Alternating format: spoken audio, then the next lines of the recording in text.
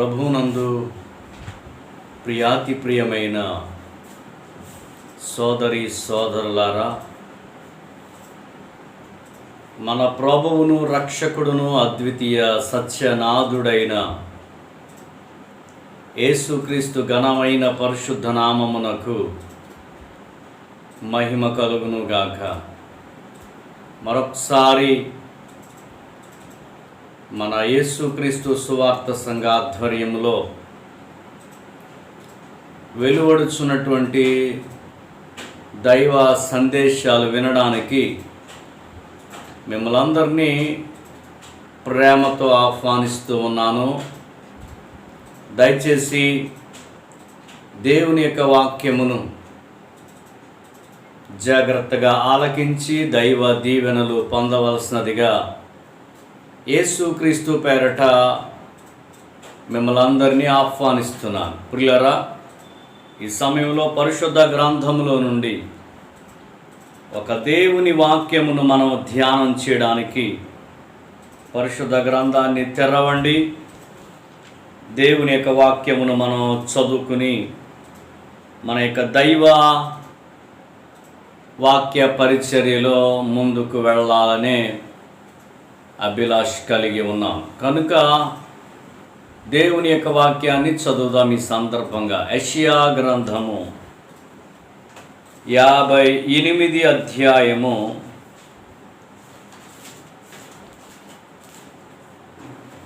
8వ వచనం యొక్క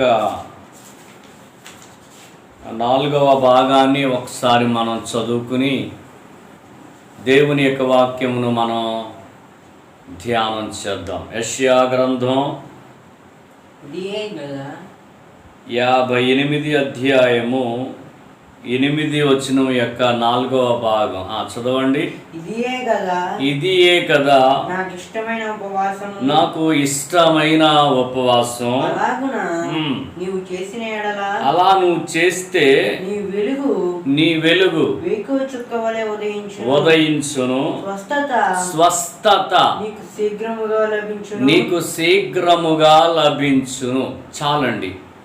ఓ చిన్ని ప్రార్థన చేయడానికి ప్రభు యొక్క పాదాలను పట్టుకుందాం. ప్రేమగల తండ్రి, నీవు మాతో మాట్లాడుతూ మమ్మల్ని నడిపిస్తున్నటువంటి నీ మహా ధన్యకరమైన కృపను బట్టి మేమెంతో స్తుతిస్తున్నాం. మరలా ఈ యొక్క ఉదయకాలమే నీ సన్నిధానములో చేరి నీ మాటలు చెప్పుకునే ధన్యత దీన సేవకునికి ఇచ్చినందుకు వందనాలు. ఈ మాటలు అనేకుల హృదయాలలో అయ్యా నిలిచి ఉండడానికి నీ పరిశుద్ధాత్మ శక్తి వారిపై కుమ్మరింప చేయమని, వినువారెల్లరూ ఆశీర్వాదకరమైన కృపలో సాగిపోయే జీవితాన్ని దయచేయమని యేసయ్య పేరట ప్రార్థించుచున్నాము. ఆమేన్.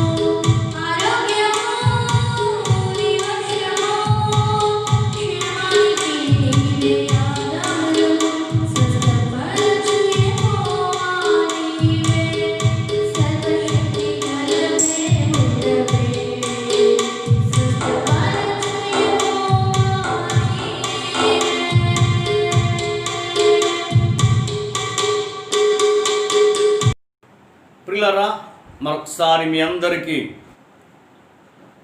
ఈ దైవ వాక్య ప్రత్యక్షత వలన మేలు పొందుచు దేవుని ఆశీర్వాదాన్ని పొందుచున్న దైవ ప్రియులారా, మీ అందరికీ కూడా నా హృదయపూర్వక ధన్యవాదాలు అందరికీ తెలియపరుస్తూ ఉన్నా.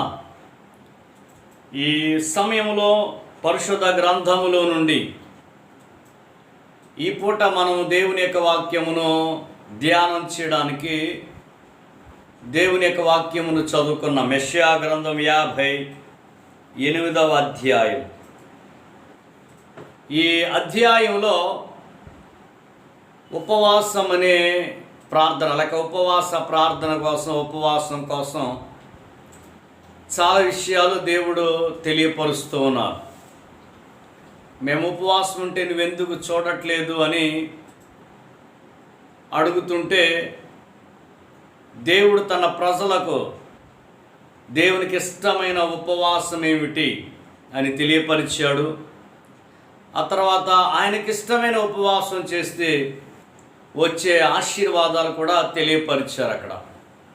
కాబట్టి మీరు ఆ అధ్యాయాన్ని కాస్త 58 అధ్యాయాన్ని 2-3 సార్లు మీరు చదువుకుంటే ఆ విషయాలన్నీ మీకు తెల్లంగా అర్థమవుతాయి. అయితే ఈరోజు ఈ పూట దేవుని యొక్క వాక్యంలోంచి మీకు తెలియపరచాలనుకున్నటువంటి దేవుని వాక్యం ఏమిటంటే, ఆ చక్కని పరిశుద్ధ గ్రంథపు వాగ్దానం ఉంది. ఆ వాగ్దానం ఏమిటంటే, స్వస్థత శీఘ్రముగా లభించును నీకు.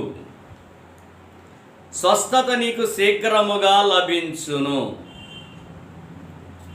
ఈరోజు నా ప్రియ స్నేహితులారా, మీ అందరి కొరకు ప్రోత్సాహకరంగా ఉండాలని, దీనిలో నుంచే కొన్ని వాక్యపు హెచ్చరికలు కూడా మీకు వినిపించాలని ఓ సదుద్దేశంతో ఈ దైవ వాక్యమును నేను ఎన్నుకోవడం జరిగింది. ఏమనుందంటే, స్వస్థత నీకు శీఘ్రముగా లభించును. నేను స్వస్థతకి వ్యతిరేకినేమీ కాదు. దేవుని మహాకృప వలన మన ప్రార్థనలు ఆలకించు దేవుడు ఖచ్చితంగా మనలను ఆయన బాగు చేసి స్వస్థపరిచి దీవించగలిగినటువంటి దేవాతి దేవుడని యేసుక్రీస్తు గురించి ప్రకటిస్తూ ఉన్నాను. కాబట్టి ఈరోజు చదువుకున్న వాక్యంలో స్వస్థత నీకు లభించును. ఈ రోజున చాలామంది దైవజనులు స్వస్థత కూడికలని, స్వస్థతలని, స్వస్థత సువార్త మహాసభలని, ఏమండి స్వస్థత శాలలు, ఈ ప్రస్తుత కాలంలో అనేక మంది దైవజనులు, పేరుగాంచిన దైవజనులు కూడా స్వస్థతకి పెద్దపీట వేస్తూ స్వస్థత అనే విషయాన్ని చాలా స్పష్టంగా వినిపిస్తున్నారు. నేను చాలా సంతోషిస్తున్నాను వీటి విషయమై. కేవలం అది మాత్రమే దైవ సంబంధమైన శుభవార్త అనుకుంటే పొరపాటే. అది దైవ సంబంధమైన సువార్తలో ఓ భాగం మాత్రమే. అందుకని ఈరోజు కూడా ఆ వాక్యమును నేను కూడా ఎన్నుకుని, అసలు స్వస్థతకు వచ్చే మార్గం ఏమైనా ఉందా? ఎలా వస్తుంది స్వస్థత? అసలు స్వస్థత లేకపోవడానికి గల కారణాలు ఏమిటి? స్వస్థపడే విధానం ఏమైనా ఉందా?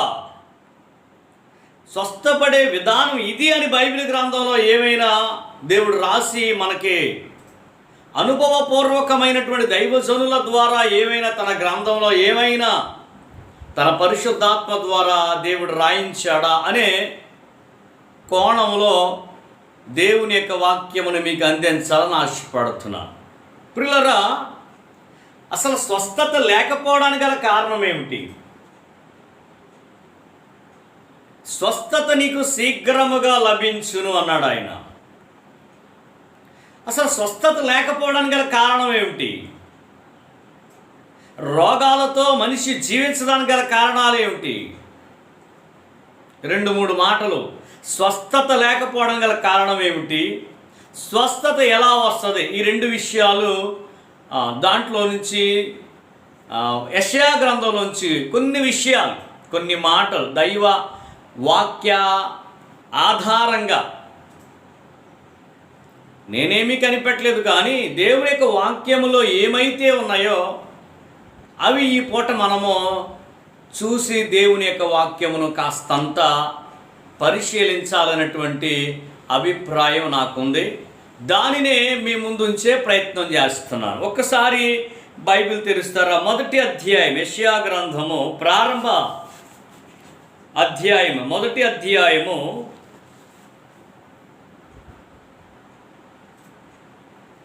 5వ వచనం అండి. 5, 6, 2 వచనాలు చదివితే అక్కడ ఏముందో చదవచ్చు.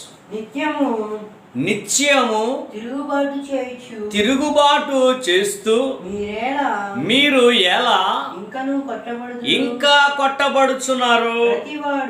ప్రతివాడు నడినెత్తిని వ్యాధి కలిగి ఉన్నాడు, ప్రతివాని గుండె బలహీనమైపోయింది, అరకాలు మొదలుకొని తల వరకు స్వస్థత కొంచెమైనా లేకుండా ఉంది.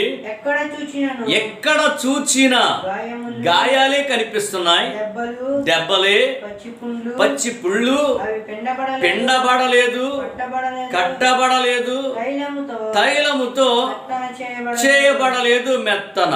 వింటున్నారా ప్రియులారా? ఈ రోజున మానవునికి స్వస్థత లేకపోవడానికి గల కారణం ఏమయ్యా అని మనం ఆలోచిస్తే దేవుని వాక్యం చెబుతుంది, మనిషి జీవితంలో అరికాలు మొదలుకొని తల వరకు, లేక తల నుండి అరికాలు వరకు స్వస్థత లేదట. ప్రతివాడు గుండె బలహీనంగా ఉందట. ఎక్కడ చూసినా గాయాలే, పుండ్లు, అవి చీముతో అలా ఉండిపోయినాయి, అవి పిండబడలేదు, మెత్తన చేయలేదు. అంటే పనికి రాని దానిని కోసిపాడేయలేదు, అవి మెత్తన చేయబడలేదు, వాటి గాయాలకి కట్లు కట్టలేదు. స్వస్థత లేదు అంటూ పై మాట ఏమని చెప్తున్నాడంటే నిత్యము తిరుగుబాటు చేస్తూ. అంటే మానవుడు దేవుని మీద తిరుగుబాటు చేస్తున్న కారణంగా మానవునికి స్వస్థత లేదట అండి. అర్థమైందా? మానవుడు దేవుని మీద తిరుగుబాటు చేస్తున్నాడు. ఇంత భయంకరమైనటువంటి పరిస్థితి ఉన్నా, వ్యాధుల చేత మొట్టబడుతున్నా, స్వస్థత లేని పరిస్థితి ఉన్నా ఇంకా మానవుడు దేవుని మీద తిరుగుబాటు చేస్తున్నాడట.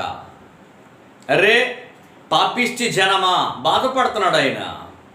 అయ్యో దుష్ట సంతానమా, ఆకాశమా, భూమి, వీను ఇలా అయిపోయారు, నువ్వు నాకు సాక్షులుగా అని దేవుడు వారిని పిలుస్తూ దోషభరితమైన పిల్లలారా బాధపడుతున్నాడు. ఏమిటి వీళ్ళ చేసిన దోషం అంటే నా మీదే తిరుగుబాటు చేశారు. ఎద్దు తన కామందు నెరుగును, గాడిద తన సొంత వానితోటి తెలుసుకుంటుంది. కానీ నా ప్రజలకు సరైన వివేచన లేని పరిస్థితి ఏర్పడిపోయింది. నా జనులకు తెలివి లేదు. అయ్యో దుష్ట సంతానం, పాపిష్టి జనము అని బాధపడుతూ ప్రభు తెలిసి ఇప్పుడు ఏమనంటే వీరికి స్వస్థత లేకపోవడానికి గల కారణం ఏమిటంటే నా మీదే తిరుగుబాటు చేస్తున్నారు. అంటే మానవునికి స్వస్థత లేకపోవడానికి మొదటి కారణం దేవుని మీద తిరుగుబాటు చేయటం. మరొక కారణం ఏమిటంటే కీర్తనల గ్రంథం 38వ కీర్తన ఒకసారి చూడండి, 2-3 మాటలు చదువుదాం. 38వ కీర్తన 3వ వచనం. నీ కోపాగ్ని వలన ఆరోగ్యం నా శరీరాన్ని విడిచిపోయింది. నా పాపమును బట్టి నా ఎముకలలో ఏమిటండి? దేని బట్టట? దేవా, నాకు స్వస్థత లేకపోవడానికి గల కారణం భక్తుడు ఒప్పుకుంటున్నాడు. దేవా, నా పాపమును బట్టి నా ఎముకలలో స్వస్థత లేదు. వింటున్నారా పిల్లరా? అరికాలు మొదలుకొని తల వరకు స్వస్థత లేదండి. ఎక్కడ చూసినా కారణం మనిషి దేవుని మీద తిరుగుబాటు చేస్తున్నాడు. ఇంత సృష్టించి అనుభవించు నాయన అని చెప్పి సూర్యుడిని, చంద్రుడిని, నక్షత్రాలని, భూమిని, ఆకాశమును అన్ని నీకోసం సర్వము సిద్ధము చేసినటువంటి ఆ దేవుని మీద తిరుగుబాటు చేస్తున్నాడట. అంచేత తిరుగుబాటు చేసే స్వభావము కలిగినటువంటి ఈ మనుషులను బట్టి దేవునికి కోపం కలిగి నీ కోపాగ్ని వలన స్వస్థత లేదు, లేక నా పాపమును బట్టి నా ఎముకలలో స్వస్థత లేదు. వినండి ప్రియులారా, ఒకటి, దేవుని మీద తిరుగుబాటు చేస్తున్నా అందుకని స్వస్థత లేదు. రెండవది, మన పాపమే మనకి స్వస్థత లేకుండా చేసిందండి. జన్మతః పాపం, కర్మతః పాపం. మన పాపమునకు ప్రాయశ్చిత్తం దేవుడు కలిగించినా ఆయన మీద తిరుగుబాటు చేస్తున్న కారణంగా, ఆయన నమ్ముకోని కారణంగా, ఆయన వైపు తిరగని కారణంగా, మారు మనసు పొందని కారణంగా, పశ్చాత్తాపపడని కారణంగా, దేవుని కృపలో సాగిపోకుండా ఉన్న కారణంగా, పశ్చాత్తాప హృదయం లేక, రూపాంతర స్థితి లేక, మార్పు లేని జీవితాన్ని జీవిస్తూ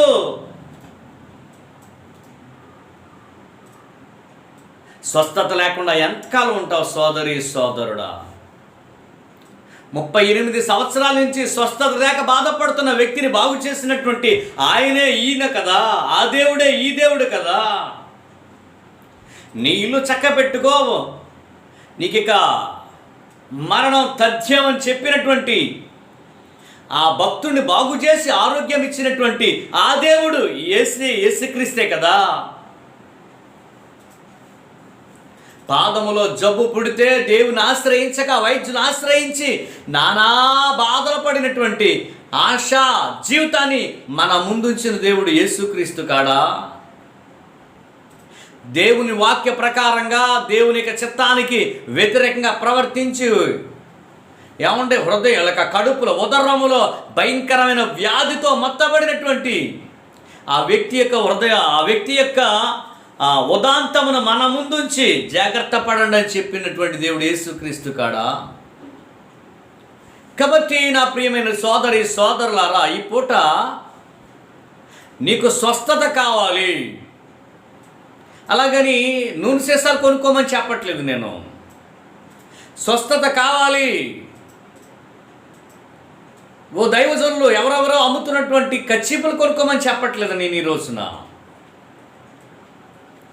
బైబిల్లో వాక్యం ఏముందంటే, మీలో ఎవరైనా రోగి అయితే సంఘ పెద్దలు పిలిచి నూనె రాసి ప్రార్థన చేయండి అన్నాడు. నూనెకి ప్రార్థన కాదండి, నూనె రాసి ప్రార్థన చేయాలి, అది వాక్యం. ప్రియమైన దేవుని సంఘమా, ఈ రోజున దేవుని వాక్యాన్ని వింటున్నటువంటి సోదరి సోదరులారా, ఇప్పుడు స్వస్థత లేకపోవడానికి మొదటి కారణం దేవుని మీద తిరుగుబాటు చేస్తున్నావు. నీవు పెంచుకున్న కుక్క నీపై మొరుగుతుంటే నిశ్శబ్దంగా ఊరుకునే వ్యక్తులు ఎవరైనా ఉన్నారా? నీవు పెంచుకుంటూ దానికి ఆహారం అందిస్తున్నటువంటి ఒక చిరు ప్రాణి నీకు హాని చేయడానికి ప్రయత్నిస్తుంటే దాని విషయంలో నువ్వెంత జాగ్రత్తగా ఉంటావు? ఏం చెయ్యాలి? అవును, నిన్ను పుట్టించి పోషించి పెద్ద చేసి నీకు సమస్తము సమకూర్చి నీ తల్లిదండ్రులు కానీ బంధుమిత్రులు కానీ ప్రపంచంలో ఎవరు ఇవ్వలేనంత అద్భుతమైన ప్రతిదీ నీ చేతిలో పెట్టి అనుభవించు అంటే ఆయన మీద తిరుగుబాటు చేస్తుంటే ఆయనకి బాధ కలగదా సోదరుడా? అంచేత స్వస్థత కావాలంటే తిరుగుబాటు మాని, పాపాలు మానుకో, పరిశుద్ధపరచబడు, మారు మనసు పొందు, పశ్చాత్తాపడు. ఈ విషయాలు మీరు జాగ్రత్తగా ఆలోచించండి. సరే, ఇప్పుడు స్వస్థతకై మనం చేసే ప్రయత్నాలు ఏమిటి? స్వస్థత కొరకు మనం ఎట్లాంటి ప్రయత్నం మనం చేస్తే స్వస్థపరచబడతాం? ఒక భక్తుడి యొక్క హృదయ వేదనను మీ ముందు ఉంచుతాను. యెషయా గ్రంథం 38 అధ్యాయం ఒకసారి చూడండి. యెషయా గ్రంథం 38 అధ్యాయం 2-3 వచనాలు చదువుదామండి. లేక మొదటి నుంచి. ఆ దినములలో హిజ్కియా అనే ఆయనకి మరణకరమైన రోగము కలుగగా ప్రవక్త ఆమోసు కుమారుడు యెషయా వచ్చి నీవు మరణమగుచున్నావు, బ్రతకవు గనుక నీ ఇల్లు చక్కబెట్టు. ఇక్కడ ఒక వ్యక్తి కనిపిస్తున్నాడండి. ఆయన పేరు హిజ్కియా. అందరికీ తెలుసు, క్రైస్తవ సమాజానికి. దేవుడు ఒక ప్రవక్త ద్వారా కబురు పెడుతున్నాడు. ఆ ప్రవక్త పేరు యెషయా. యెషయా అనగా యెహోవా నా రక్షణ. యెహోవా రక్షణ. దేవుడు రక్షిస్తాడనే పేరు కలిగినటువంటి యెషయా అనే దైవజనుడు ద్వారా హిజ్కియాకి ఒక కబురు పెడతాడు. దైవజనుడు హిజ్కియా దగ్గరికి వచ్చాడు. హిజ్కియా అనగా యెహోవాయే బలపరచును. దేవుని చేత బలపరచబడతావురా బాబు అని వారి తల్లిదండ్రులు పెట్టినటువంటి పేరు ప్రకారంగా హిజ్కియా ఇప్పుడు మరణకరమైన రోగంతో బాధపడుతున్నాడండి. ఇక ఆ మరణం లేక ఆ రోగం మరణానికి దారితీస్తుంది. దాన్ని క్రైస్తవ పండితులు క్యాన్సర్ లాంటిది అని చెప్పడం నేను విన్నానండి. క్యాన్సిల్ అన్నట్టు. గమనించండి, అట్లాంటి భయంకరమైన రోగంతో మొత్తబడి చివరికి జీవితం అవసాన దశలో ఉంటుండగా ఒక కబురు వచ్చింది దైవజనుని ద్వారా. ఏమనంటే, అయ్యా నువ్వు మరణమైపోతావు, నీ ఇల్లు చక్క పెట్టుకో అని వార్త వినిపించి. ఇప్పుడు ఏం చేశాడు అతను? 2వ వచనం. అతడు తన ముఖమును గోడ తట్టు త్రిప్పుకొని యెహోవా ప్రార్థన చేస్తున్నాడు. అతడు ముఖమును గోడ వైపు త్రిప్పుకొని యెహోవా యథార్థ హృదయముతో సత్యముతో నీ సన్నిధిని నేను ఎలా నడుచుకున్నానో నీ దృష్టికి అనుకూలంగా సమస్తమును నేను ఎలా జరిగించానో కృపతో జ్ఞాపకము చేసుకొనమని హిజ్కియా కన్నీళ్లు విడుస్తూ యెహోవాకు ప్రార్థన చేసెను. ఒకసారి దేవునికి స్తోత్రం చెబుదాం. ప్రియులారా, ఇక్కడ చదువుకున్నటువంటి దైవ వాక్యంలో హిజ్కియా కబురు రాగానే ముఖాన్ని గోడవైపు త్రిప్పుకున్నాడట. నేను ఈ రోజున ఒక స్వస్థత కొరకు నువ్వేం చేయాలో చెప్పబోతున్నాను. బైబిల్ గ్రంథంలో స్వస్థత ఎలా వస్తుందో చాలా విషయాలు ఉన్నాయి. ఆయన మాట పలికితే స్వస్థత వస్తుంది. ఆయన తన వాక్కును పంపి వారిని బాగు చేసి, ఆయన ఉమ్మికి వేస్తే అది కూడా స్వస్థ అయింది. ఆయన వస్త్రపు చెంగు ముట్టుకుంటే స్వస్థత కలిగింది. చాలా విషయాలు ఉన్నాయి. కానీ ఒక ప్రత్యేకమైనటువంటి ఒక విభిన్నమైనటువంటి కోణంలో నేను ఈరోజు స్వస్థత కొరకు ఒక క్రైస్తవుడు ఏం చేయాలో కొన్ని విషయాలు చెప్పాలని ఆశపడుతున్నాను. చూడండి, ఆయన గోడ వైపు ముఖాన్ని తిప్పుకుని ప్రార్థన చేస్తున్నాడు. ఏమని? ఆయన ప్రార్థనలో, హిజ్కియా యొక్క ప్రార్థనలో చాలా ప్రాముఖ్యమైన విషయాలు మనకి గోచరిస్తూ ఉన్నాయి. ఏమిటంటే, మొట్టమొదటిది యెహోవా యథార్థ హృదయుడనై. అంటే హిజ్కియా యథార్థమైన హృదయము కలిగిన వాడు. ఆలకిస్తున్నారా పిల్లరా? ఈ రోజున క్రైస్తవ జీవితంలో స్వస్థత కావాలంటే నువ్వేం చెయ్యాలో చెప్తున్నాను. మరలా స్వస్థత నీకు శీఘ్రముగా లభించునని చెప్పిన దేవుడు, నీ తిరుగుబాటు వల్లే, నీ పాపం వల్ల నీ యొక్క పరిస్థితి బట్టి నీకు స్వస్థత లేదు అని చెప్పిన దేవుడు, స్వస్థత కలుగు మార్గం ఏమిటంటే ఒకటి, యథార్థమైన హృదయము. హిజ్కియాకు అదే ఉందండి. ఛాలెంజింగ్గా చెప్తున్నాడు దేవుని ముందు, దేవునితో మాట్లాడుతున్నాడు. హృదయ పరిశోధకుడు కదండి ఆయన. నేను చాలా యథార్థవంతుడిని, నమ్మకమైనోడిని అంటే చాలు అంటాడు ఆయన. ఎందుకో తెలుసా? మన హృదయమును అంతరింద్రియములను పరిశోధించువాడు ఆయన. నీవు ఎంత హృదయ యథార్థతతో ఉన్నావన్నది ఆయన చెప్తాడు. జ్వరం ఎంత ఉన్నదో తెలియాలంటే, జ్వరం ఉందని తెలియాలంటే చేయి పట్టుకుంటే కాలుతుంది కాబట్టి జ్వరం. కానీ ఎంత ఉందో, ఎన్ని డిగ్రీలు ఉన్నాయి, ఖచ్చితంగా నీ నోట్లోనో అది థర్మామీటర్ పెట్టాల్సిందే. అంటే అది పరీక్షిస్తుంది. 106, 102, 103. మన హృదయాన్ని పరిశోధించు దేవుడు దేవుని ఎదుట భక్తుడు అంటాడు, దేవా నేను యథార్థవంతుణ్ణి. ఏం ధైర్యంగా చెప్పగలుగుతున్నాడండి? నా ప్రియమైన సోదరులారా, క్రైస్తవ దేవుని పిల్లలారా, ఈరోజు దేవుని వాక్యం వింటున్నటువంటి సోదరులారా, స్వస్థత నీకు రావాలంటే ఖచ్చితంగా యథార్థమైన మనసు ఉండాలి నీకు. యథార్థత అంటే ఏమి లేదండి, హృదయపూర్వకముగా నిజము పలకడమే యథార్థత. అంటే హృదయపూర్వకముగా నిజం పలకడమే యథార్థత. యథార్థవంతుల గుడారం వర్ధిల్లుతుంది. యథార్థవంతులకు దేవుడు ఏ మేలు చేయక మానడు. యథార్థవంతులను దేవుడు బలపరచడానికి ఆయన కనుదృష్టి లోకమంతా సంచారం చేస్తుంది. ఈ వచనాలన్నీ బైబిల్లో ఉన్నాయి. యథార్థత. ఆయన యథార్థవంతుడు. ఆయన పిల్లలు కూడా యథార్థంగా ఉండాలని కోరుకునే దేవుడు ఆయన. రెండవది, సత్యముతో. వింటున్నారా? ఒకటి యథార్థత, రెండో సత్యం. నీలో సత్యం కనిపించాలి. నీలో అపవిత్రమైనది లేకపోతే నీలో అబద్ధాలు కనిపించకూడదు. అబద్ధం అంటే మీరేమనుకుంటున్నారండి? అబద్ధం అనే పదానికి బైబిల్ ఇచ్చినటువంటి నిర్వచనం ఏమిటో చెప్పమంటారా?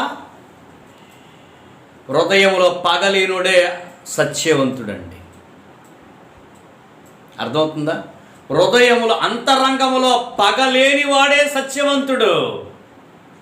యేసుక్రీస్తు సత్యవంతుడు అని ఎందుకు అంటున్నాను? సత్యముని గురించి సాక్ష్యం ఇవ్వడానికి పుట్టినవాడు అంటున్నాను. నేనే సత్యము అని ఎందుకన్నాడు చెప్పమంటారా? ఆయనలో పగలేదండి.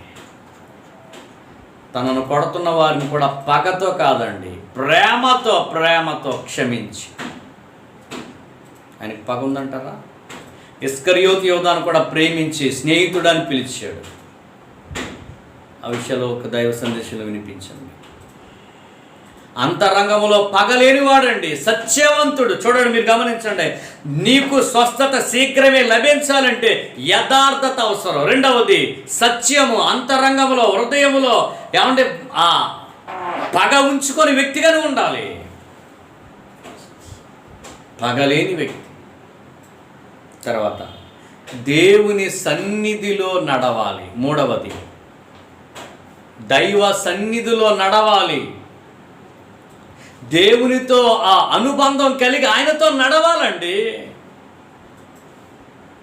దేవునితో నడిచే ఆ కృప ఉందా నీకు?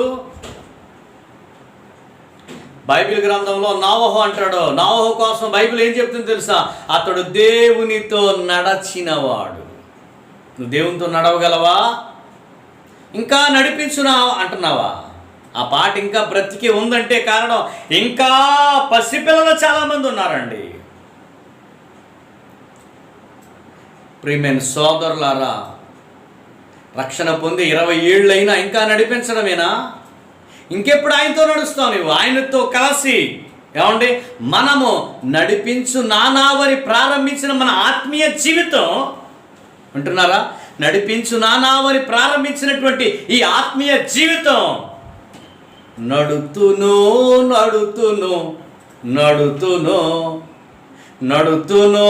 ప్రభువుతో ఎప్పుడు ఆ రేంజ్కి రావాలి. ఆయనతో పాటు నడవాలి. ఆత్మానుసారంగా నడవాలి, ఆయన చిత్తానుసారంగా నడవాలి, ఆయన ఉద్దేశ ప్రకారంగా నడవాలి. రక్షణ పొంది చాలా ఏండ్లైనప్పటికీ కూడా చిన్న గొర్రె పిల్లని నేను యేసయ్యా, మరో సలహా మెల్లగా నడుపు యేసయ్యా. ఏమండి, నువ్వు రక్షణ పొంది 20 సంవత్సరాలైనా ఇంకా చిన్న గొర్రె పిల్లవేనా? ఇంకా పాలు తాగుతుంటావా? బలమైన ఆహారం దైవజనుడు బల్ల గుద్ది బలమైన ఆహారం పెడతంటే ఇంకా చిన్న గొర్రె పిల్ల ఏంటండి? ఎత్తుకో యేసయ్యా, నీతో నడుస్తాను. పేతురు చూడండి, ప్రభువా నీతో నడుస్తాను, నీ వలే నేను నడుస్తాను, నీతో పాటు నీవే అయితే రా నాతో నడు. ఆయనతో నడవాలండి. ఆయనతో నడుస్తున్నప్పుడు ఆయన చూడాలి, అంతే తప్ప ఇంకెవరిని చూడద్దు. అర్థమవుతుందా? ఆయనతో నడిచే అనుభవానికి మనం వచ్చినప్పుడు ఆయనను మాత్రమే చూడాల్సిందే. అందుకే ఒక దైవ సందేశంలో యేసు వైపు చూడండి అని చెప్పాను మీకు. ఆయన వైపు చూడాలి. పేతురు గారు అంటే ఆయనతో నడుతూ పక్క నుంచి సన్నగా గాలి వస్తే గాలిని చూచాడంట, మునిగిపోయాడు. ఎవడు చూడమన్నాడు గాలి? నువ్వు ఆయనతో నడుస్తూ ఆయననే చూడు, ఆయన వైపే గురి పెట్టుకో, నీ లక్ష్యం ఆయనే. అంటున్నారా? ఒకటి యథార్థత, రెండవది సత్యము, మూడవది నడక, దేవునితో నడక, నాలుగవది నీ దృష్టికి అనుకూలముగా సమస్తమును నేనెట్లు చేసి తినో. చూడండి, ఆ పదం చాలా అద్భుతం, బాగా వినాలండి. దేవా, నీ దృష్టికి అనుకూలంగా సమస్తము నేను ఎలా చేసి తినో. వింటున్నారండి? అతడట ఆ హిజ్కియా అనే ఆ మహారాజు దేవుని దృష్టికి అనుకూలంగా, మనుషుల దృష్టికి కాదండి, రాజుల దృష్టి కాదు, విగ్రహారాధికుల దృష్టి కాదు. ఎందుకంటున్నానంటే అతనికి ముందున్న రాజులు దేవుని మందిరాన్ని పాడు చేశారండి. మందిరాన్ని తలుపులు మూత వేసేశారు వాళ్ళు. మందిరంలో వస్తువులన్నింటినీ కూడా పాడు చేశారు.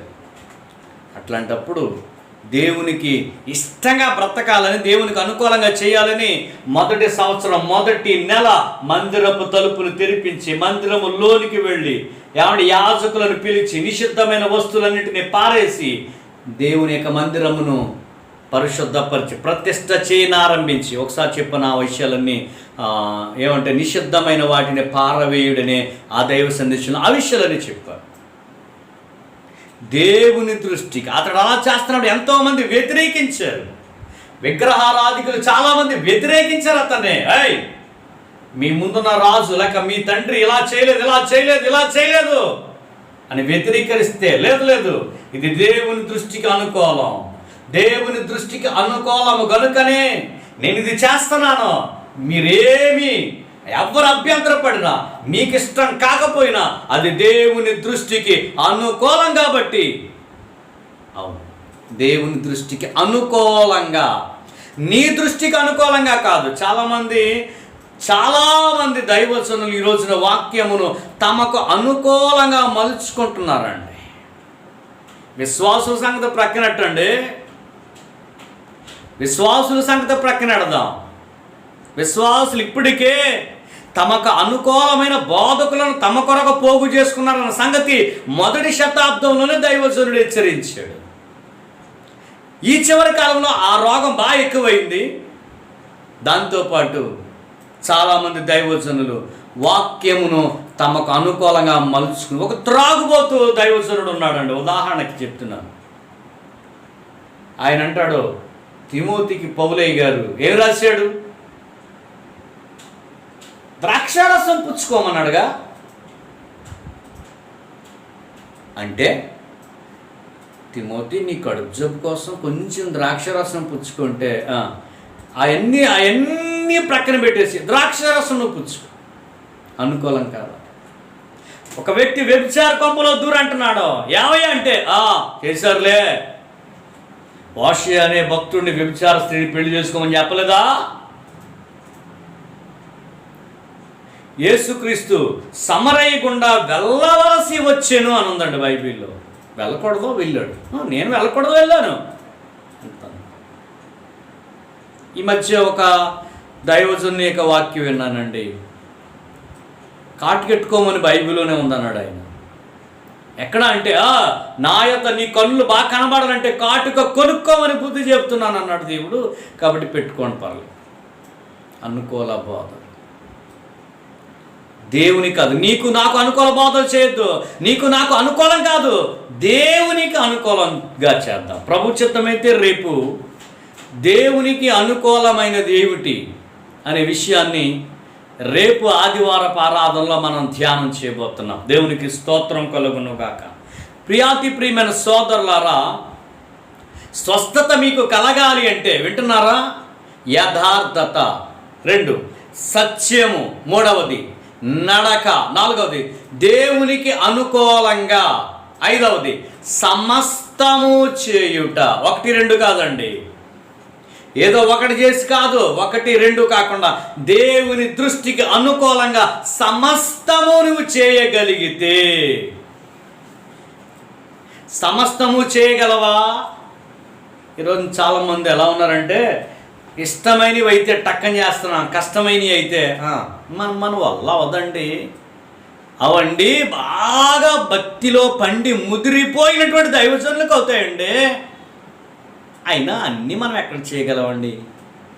అన్నీ మన వల్ల కాదండి, మన లోకంలో ఉన్నామండి, చేయలేమండి. కానీ హిజ్కియా నీ ముందు నిలబడ్డాడు, ధైర్యంగా గోడ తట్టు ముఖాన్ని తిప్పుకుని దేవుని వైపు ప్రార్థన చేస్తూ హృదయపూర్వకంగా చెప్తున్నాడు, దేవా నేను ఎంత యథార్థంగా ఉన్నానో నీకు తెలుసు కదా ప్రభువా, ఎంత సత్యంగా ప్రవర్తించానో నువ్వు చూసావు కదయ్యా, నీ దృష్టికి అనుకూలంగా నేను ఎలా ఉన్నానో చూసావు కదయ్యా, నీ సన్నిధిలో నేను ఎలా నడిచానో. దైవ సన్నిధిలో నడిచాడు అతను. ఎందుకో తెలుసా? దేవుని సన్నిధి లేకపోతే మనకు సుఖ సంతోషాలు ఉండవండి. అందుకే బేతేలుకు వెళ్ళమని నిన్న దైవ సందేశంలో ఆ మాటలను చెప్పాను. దేవుని సన్నిధిలో సంపూర్ణ సంతోషం ఉంది. అందుకని నీ సన్నిధిలో నేను ఎలా నడిచానో నడక, దేవా నీ దృష్టికి అనుకూలంగా సమస్తము చేశాను. 1, 2 కాదయ్యా, సమస్తము నీ దృష్టికి నేను ఎలా చేశానో జ్ఞాపకం చేసుకున్నామని కన్నీళ్లతో ప్రార్థించాను. ఒక 5 విషయాలు మీ ముందు ఉంచుతున్నాను ఇప్పుడు. అంటే స్వస్థత కలగడానికి ఒక అద్భుతమైన దారిని చూపిస్తున్నాను. చాలా ఉన్నాయి. దైవజనులు ఏ ఒక్క దైవజనుని తప్పు పట్టట్లేదండి.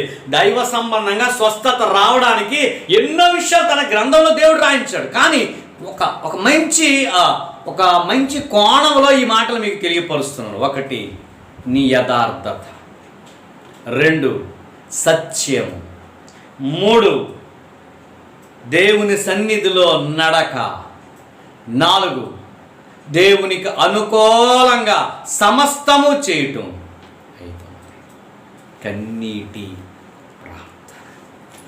ఏమండి? కన్నీటి ప్రార్థన. కన్నీటి ప్రార్థనను చూచి ఆయన దాటిపోడాయన. యాకోబు ఒక రాత్రి కన్నీటి ప్రార్థన చేస్తున్నట్ట, పోరాడుతున్నాడని చెప్తాం. కానీ ఆ పోరాటం అతడు చేసిన పని ఏంటంటే అతడు బ్రతిమాలుతున్నాడు, కన్నీళ్లతో బ్రతిమాలుతున్నాడంట. మగసిరి కలిగిన వాడు అని ఉంటుంది బైబిల్ హోషేయ గ్రంథంలో. మగసిరి అనగా ఏడవడం. ఏమంట మగోడు ఏడవడం, చిచ్చి ఆడదానిలాగా ఎడుతూ ఏంటంటారు. కానీ దేవుని సన్నిధిలో ఏడవడం అండి, అదే మగసిరట. యాకోబు మగసిరి గలవాడై కన్నీళ్లతో బ్రతిమాలాడు. అవును, కన్నీళ్లను చూచి ఆయన దాటి. పాపాత్మురాలైన స్త్రీ కన్నీళ్లతో యేసయ్య పాదాలు కడిగింది. చిచ్చి అన్నాడా? దాటిపోయాడా? కాళ్ళను దాచుకున్నాడా? లేదండి. ఆమెను నీ విస్తార పాపములు క్షమించండి. నా ప్రియ స్నేహితులారా, ఒక 5 విషయాలు మీ ముందు ఉంచుతున్నాను. నీకు స్వస్థత శీఘ్రం కావాలి, నిజమే, స్వస్థత లేని పరిస్థితి. ఎక్కడ స్వస్థత లేదు. ఇప్పుడు ప్రపంచమంతా స్వస్థత కొరకు ఎదురు చూస్తుంది. అయ్యో, స్వస్థత లేని ప్రజానికం భయంకరమైనటువంటి వితండమైనటువంటి విపరీతమైనటువంటి రోగంతో బాధపడుతున్న ఈ పరిస్థితిలో క్రైస్తవులారా, దేవుని పిల్లలారా, ఈ వాక్యం అంటే ప్రతి వారులారా హృదయపూర్వకంగా యథార్థంగా జీవించండి, సత్యమును అనుసరించండి, దేవుని దృష్టికి అనుకూలంగా నడవండి, దేవుని సన్నిధిలో నడుస్తూ సమస్తము చేయండి.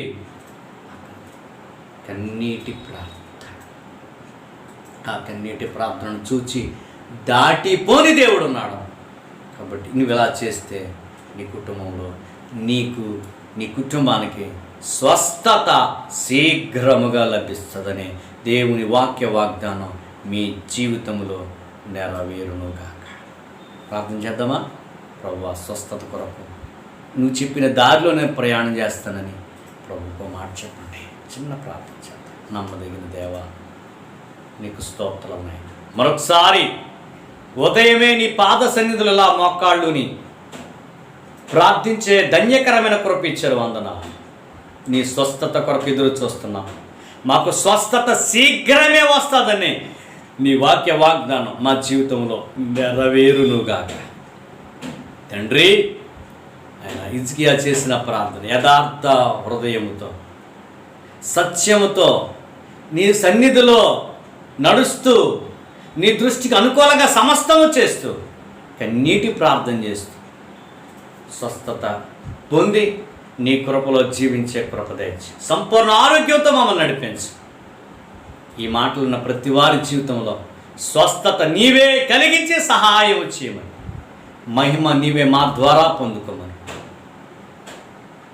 నాయన, యథార్థమైన మనస్సుతో పాపాన్ని విడిచిపెట్టి పశ్చాత్తాపడి మారు మనసు పొందిన అనుభవంతో నమ్మకంగా నీ కొరకు బ్రతికే కృప అనుగ్రహించమని మహిమ నీకే ఆరోపిస్తూ నజరేయుడని యేసుక్రీస్తు నామములో మిక్కిలి వినయముగా ప్రార్థించి పొంది ఉన్నాము. ఆమేన్.